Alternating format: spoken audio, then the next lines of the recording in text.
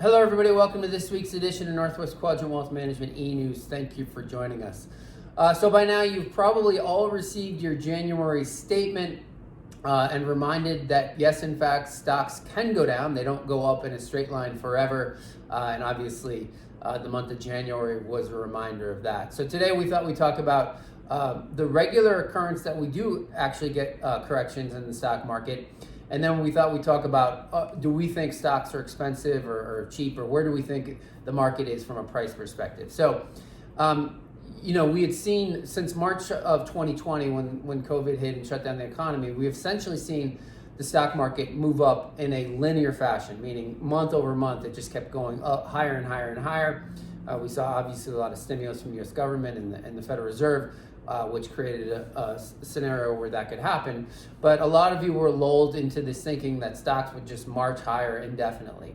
And then the day after Thanksgiving, stocks started selling off, and then really the acceleration in the sell-off started in January, where we continued to get higher inflation prints, meaning the Federal Reserve was going to have to move on the interest rates and move interest rates higher, which meant stocks would need to reprice based on higher interest rates.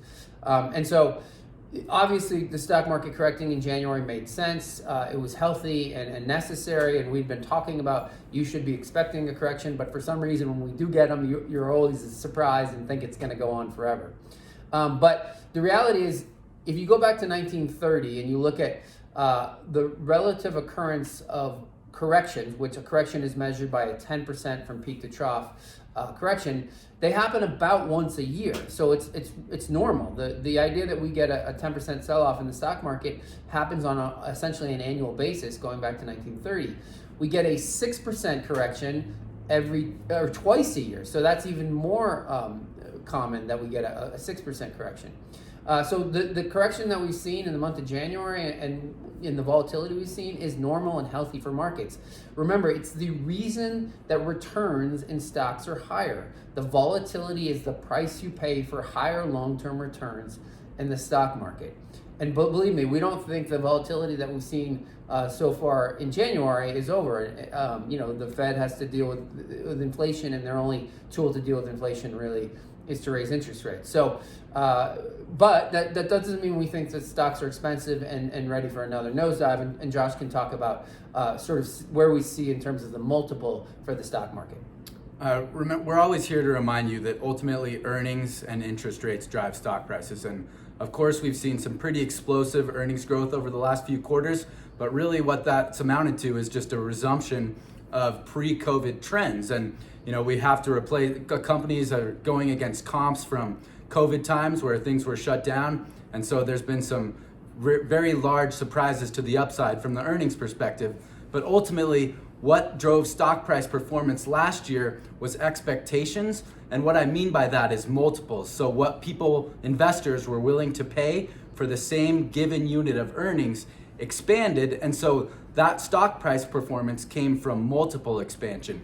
Here we are today, multiples have contracted back to pre-COVID levels. And so remember, as stock prices decline, that's risk going out of markets. And now here we sit where stocks are essentially trading at the same multiple that they've traded at on average over the past 5 years.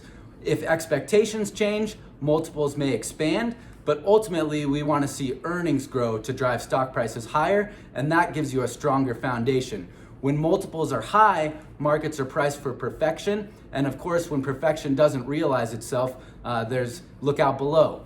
But here we are today, we're back to 5-year averages, and markets, depending on what happens and the change of expectations, we may see additional multiple contraction or expansion. It's just going to be governed by ultimately the data and earnings growth over time.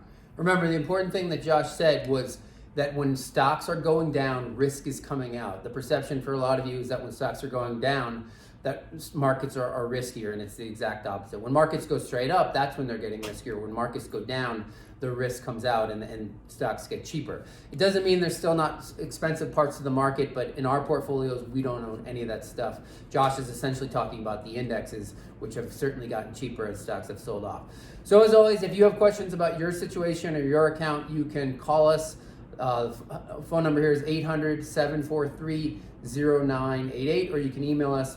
It's Josh or Tyler at northwestquadrantwealth.com. We'll see you back here in 2 weeks.